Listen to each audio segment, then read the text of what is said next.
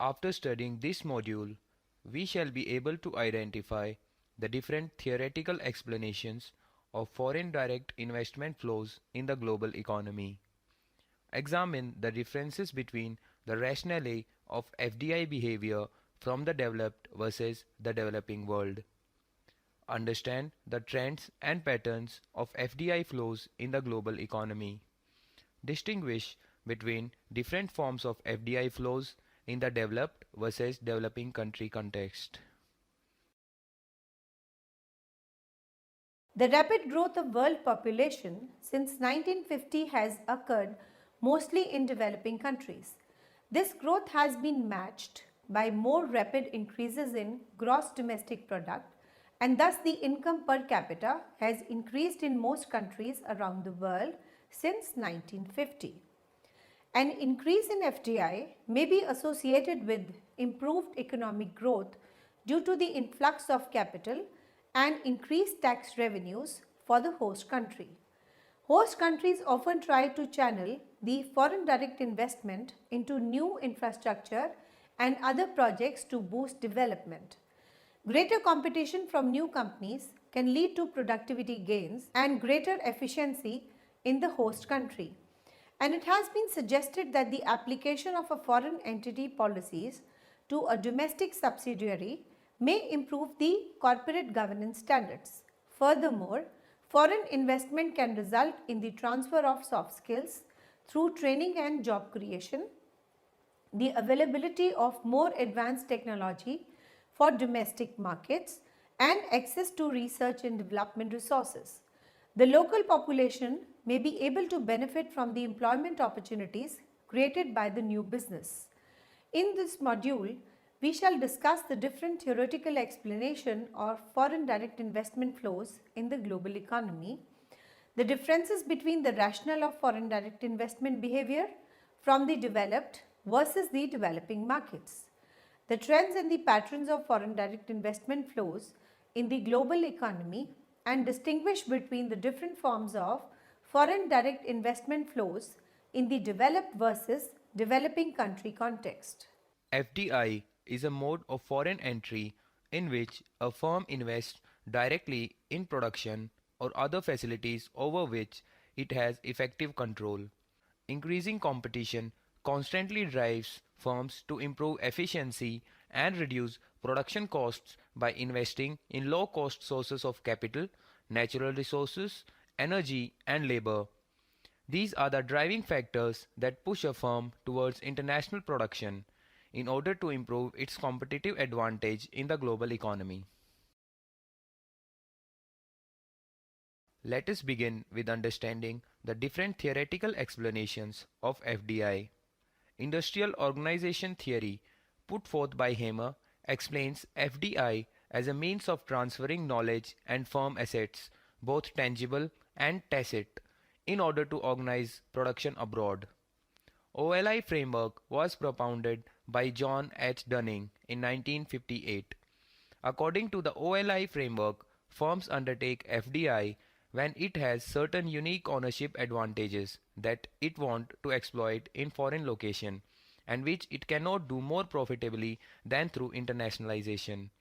Internationalization is the firm's response to imperfect and poorly functioning market where transaction cost of arm's length transaction is relatively higher. R.H. Coase, in his transaction cost theory, proposed that firms undertake FDI when external market fails to provide an efficient environment in which firms can profit by using its technology, know-how, brand name, or production process. Hence, all the traditional theories explaining FDI proposes that possession of unique competitive advantage is quintessential for the firms to undertake FDI. Uppsala model explains the pattern of FDI. It posits that initial investment is made by the firms in the geographically and culturally proximate markets. As the experience accumulates, larger investments are made into countries distant on both counts. Let us discuss the different theoretical explanation of foreign direct investment. Industrial organization approach. Stephen Hammer and Charles Kindleberger explained the foreign direct investment as a means of transferring the knowledge and the firm's asset, both tangible and tacit, in order to organize the production abroad. It explained that the firms were able to invest in unfamiliar foreign markets since they possess unique capabilities such as differentiated products, marketing skills, proprietary technology, managerial skills, access to capital and government imposed market distortions which give them the certain unique advantage in an oligopolistic market. Transaction cost theory. The transaction cost theory puts forth the similar explanation of foreign direct investment. R. H. Coase, in his transaction cost theory, explained the foreign direct investment as an organizational response to the external market failures. The firms undertake the foreign direct investment when the external market fails to provide an efficient environment in which the firms can profit by using its technology, know-how, brand name or the production process. The firm therefore produces an internal market via investment in multiple countries and thus creates the needed market to achieve its objectives. Internationalization takes place because either there is no market for the intermediate products needed by the transnational corporations or because the external market for such products is inefficient. The cost of transactions in the external market may also be higher than the transaction within the intra-organizational market.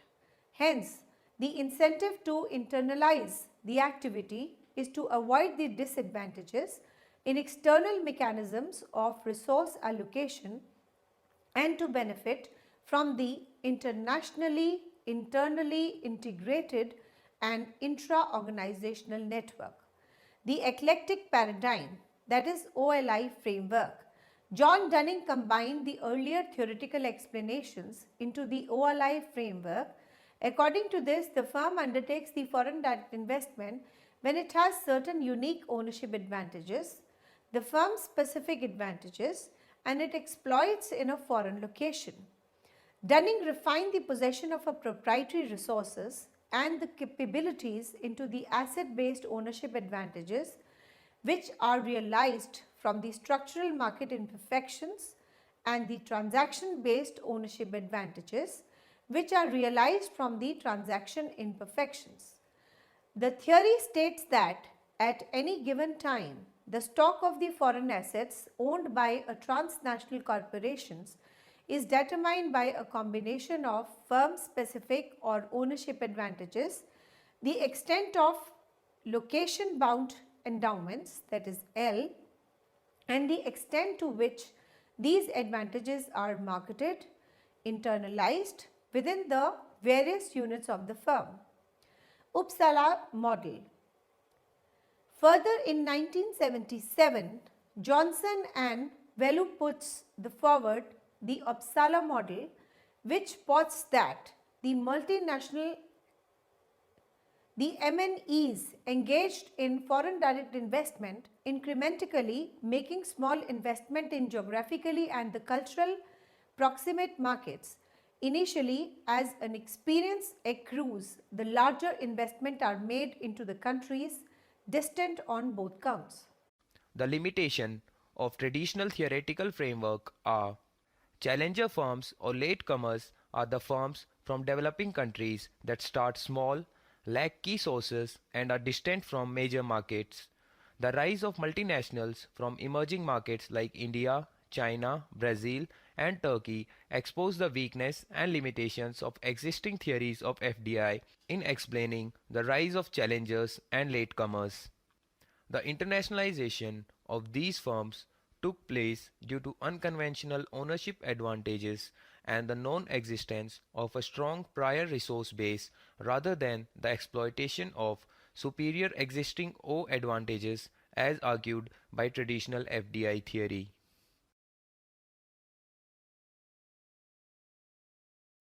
Let us now discuss the theoretical framework of analyzing FDI behavior of latecomers or challengers.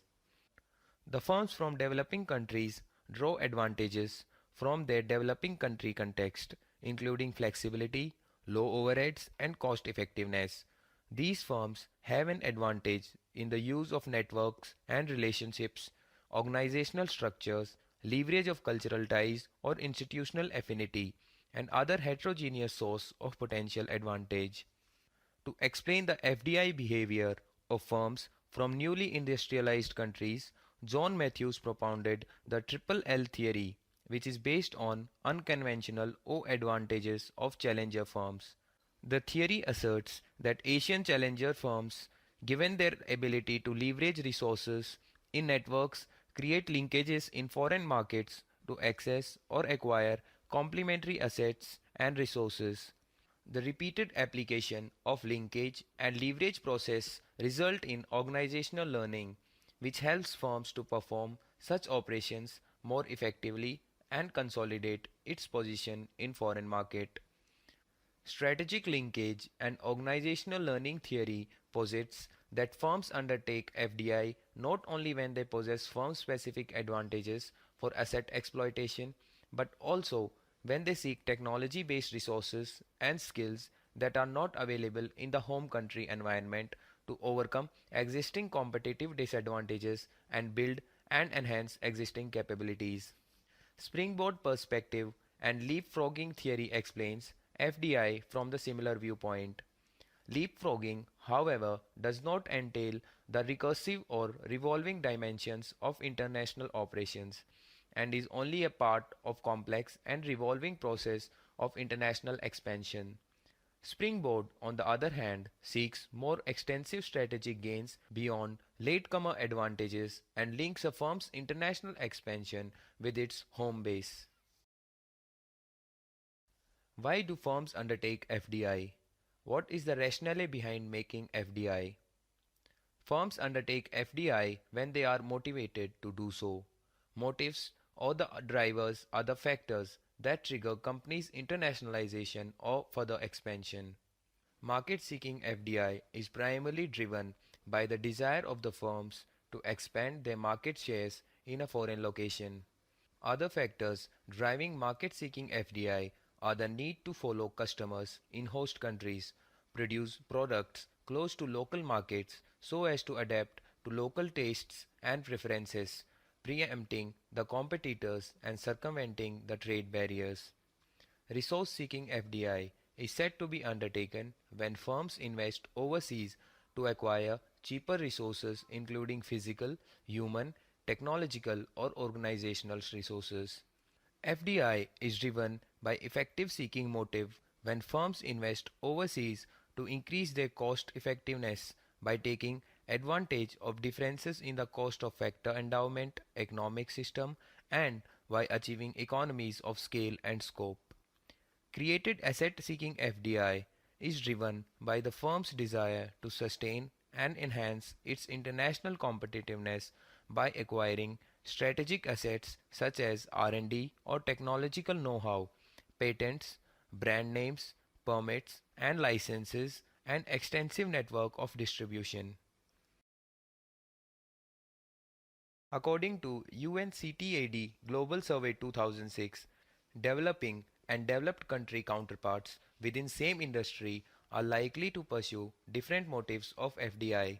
For example, in oil, gas and extraction, whereas most developed country TNCs undertake FDI for resource seeking reasons, many developing country counterparts are primarily investing overseas to open or secure markets since they already have access to the raw materials. According to UNCTAD Global Survey 2006, the market seeking motive is the most significant motive of foreign direct investment from developing countries, especially for transnational corporations from South Africa, India, and China. Market seeking foreign direct investment from developing countries is targeted at neighboring countries for the reason of proximity and familiarity, as also to the developed countries, mainly due to their sheer market size. In the same survey, created asset seeking was found to be the least important motive of FDI from the developing countries owing to weak absorptive capacities. The motive of FDI varies within the same industries depending on the host country.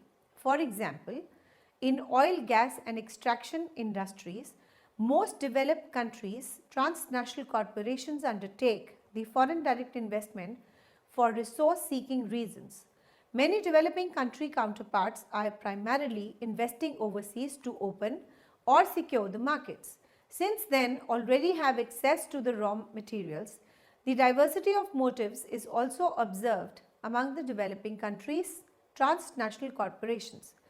While market seeking and resource seeking foreign direct investment is the most significant motive for transnational corporations from India, China, and South Africa, the efficiency seeking foreign direct investment is relatively unimportant for Chinese and South African transnational corporations due to continuing relatively low cost in their respective home economies. While for Chinese transnational corporations created, asset seeking is the second most important motive of FDI. The motive is relatively unimportant for South America, for South Africa and Indian transnational corporations. Before discussing trends in FDI, it is important to distinguish between the FDI flows and FDI stock. FDI flows refer to the amount of investment undertaken over a given period of time, whereas FDI stock refers to the total accumulated value of foreign-owned assets at a given point of time. As it can be seen from the graph, the flow of FDI has majorly shown the upward trend, but there have been variations in upward trend of global FDI flows. The annual FDI outflow increased from 51 billion US dollars in 1980 to around 1.2 trillion US dollars in 2004 before falling back to 904 billion US dollars in 2005, although it recovered soon in the following years. After reaching the historic high of 2,272 billion US dollars in 2007, global FDI outflow fell down to 2005 billion US dollars in 2008, the year of global financial crisis. Global FDI flows dampened in the following year and showed signs of recovery in the first half of 2010. In 2011, global FDI outflows recorded an increase of 16% rising to 1.7 trillion US dollars, surpassing the 2005 to 2007 pre-crisis level for the first time. The strong recovery observed in 2011 could not last long and was followed by 17% decline in global FDI flows in the following year, owing to decline on outward FDI by developed countries. Let us now move on to study the directions of FDI across the world.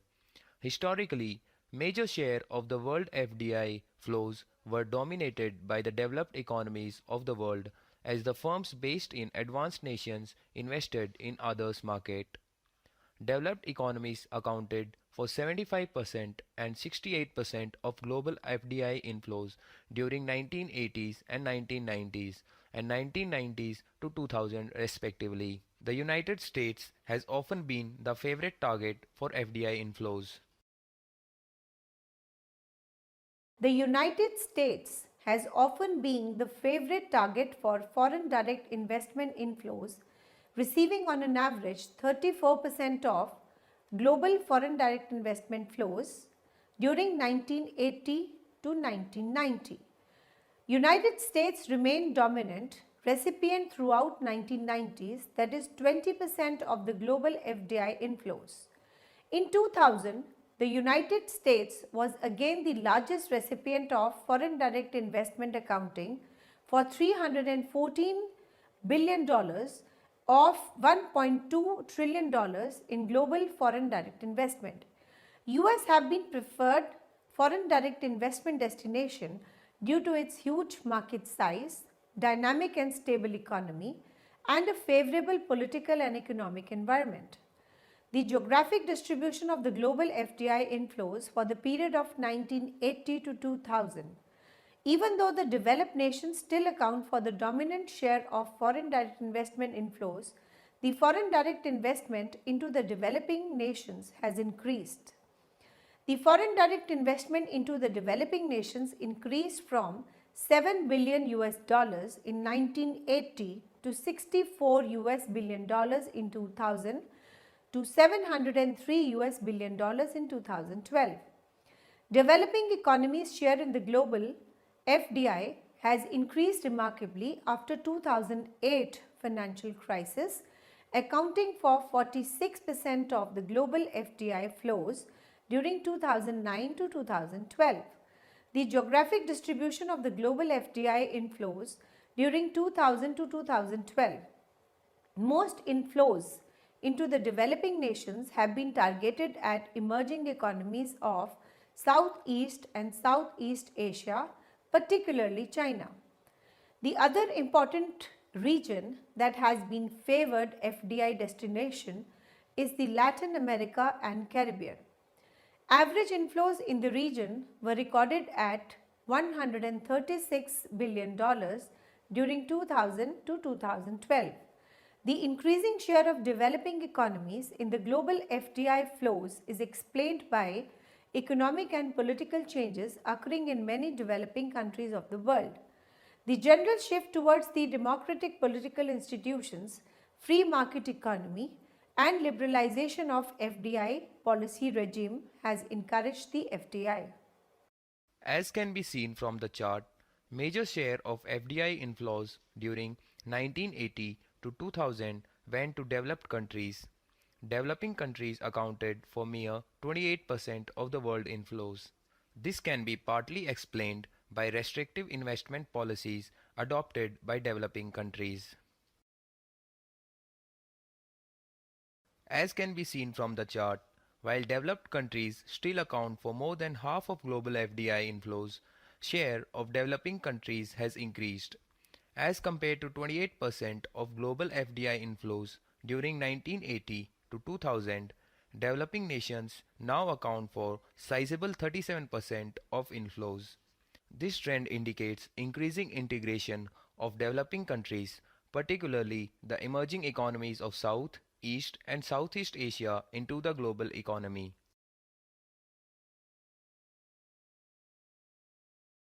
Even though developed nations still account for the dominant share of FDI inflows, share of developing countries is on the rise. FDI into developing nations increased from 7 billion US dollars in 1980 to 264 billion US dollars in 2000 to 703 billion US dollars in 2012. Developing economies' share in global FDI has increased remarkably after 2008 financial crisis, accounting for 46% of global FDI flows during 2009 to 2012. Most inflows into the developing nations have been targeted at the emerging economies of South, East, and Southeast Asia, particularly China. The other important region that has become favored FDI destination is the Latin America and Caribbean. Average inflows in the region were recorded at 136 billion US dollars during 2000 to 2012. The increasing share of developing economies in global FDI flows is explained by economic and political changes occurring in many developing countries of the world. The general shift towards the democratic political institutions, free market economy, and liberalization of FDI policy regime has encouraged FDI. When a firm decides to invest abroad, it has to choose the mode of entry or the mode of making investment in a foreign country. Various modes of operating in a foreign market are Greenfield Investment, cross-border mergers and acquisition, joint venture and exporting. Greenfield investment is the form of FDI where firm sets up fully owned new facilities in the foreign market. In merger and acquisition, firm acquires or purchases an established local firm in the foreign market. Merging with an already established firm is less costly and safe mode of investing in a foreign market. It gives the investing firm instant access to the strategic assets such as technology, R&D, brand names, customers, distribution network owned by the acquired entity. Joint venture involves collaborating or cooperating with a local firm on a particular project in a foreign market. Exporting is known as arm's length mode of servicing a foreign market. Goods are produced in home country and are sold abroad through distributors in the desired foreign market. The data suggest that the majority of the cross-border investment in the form of mergers and acquisition rather than greenfield investment. A preference of mergers and acquisition over the greenfield investments have been observed over the past 2 decades or so, particularly in the context of developed countries. Since the fair valuations of mergers and acquisition depend on the efficiency of the financial markets, the financial crisis of 2008 resulted in relatively larger decline in the number of cross-border mergers and acquisition deals, 34%, then a decline in the number of greenfield investment projects, that is 15%. But this does not indicate the long-term reversal of the preference of mergers and acquisitions as the dominant mode of foreign direct investment with respect to 2010. However, during 2012, the value of the greenfield investments, that is $612 billion, outgrew the value of the cross borders and mergers and acquisitions to US $308 billion in both developed and developing countries. Choice of entry mode is determined in part by the country in which the firm wishes to invest. According to United Nations Cooperation on Trade and Development's data during 1990 to 2012, on an average, only 19% of total cross-border mergers and acquisition sales were recorded in the developing countries. This reflects the fact that there are fewer target firms to acquire in developing nations.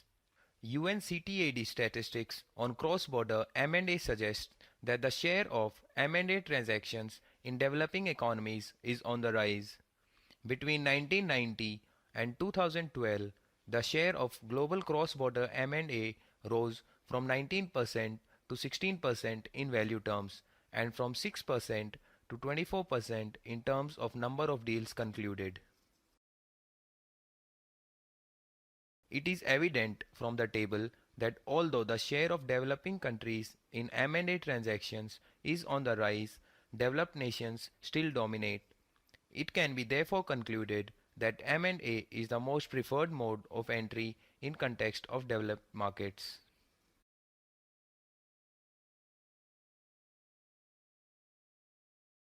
Mergers and acquisitions are preferred over greenfield investments on account of following reasons. M&A are quicker and cheaper to execute. Acquiring an existing firm in host country provides immediate access to strategic assets such as R&D or technological know-how, patents, brand names, local permits and licenses, supplier or distribution networks which may not be available elsewhere and take time to develop. Also, M&A allows participating firms to realize synergies in various operations. However, the foreign direct investment flows into the developed nations differ widely from those into developing nations. During 1990 to 2012, on an average, only 19% of the total cross-border mergers and acquisitions sales were recorded in developing countries. This reflects the fact that there are very fewer target firms to acquire in developing nations. UNCTAD statistics on the cross-borders and mergers and acquisitions suggest that the shares of the mergers and acquisition transactions in developing and transition economies is on the rise. Between 1990 to 2012, their share of the global cross-border mergers and acquisitions rose from 9% to 16% in value terms and from 6% to 24% in terms of number of deals concluded, still modest as compared to developed economies though. With respect to greenfield investments, data suggests that both developed and developing countries attract almost equal share of total number of investments made. However, developing economies attracted more greenfield investments during 2004 to 2005 and 2008 to 2009. The upswing in FDI flows to developing countries in 2004 was mainly associated with Greenfield Investments, notably in Asia. China and India together accounted for about half of all new registered Greenfield projects in developing countries. Let us now summarize what we have learnt in this module.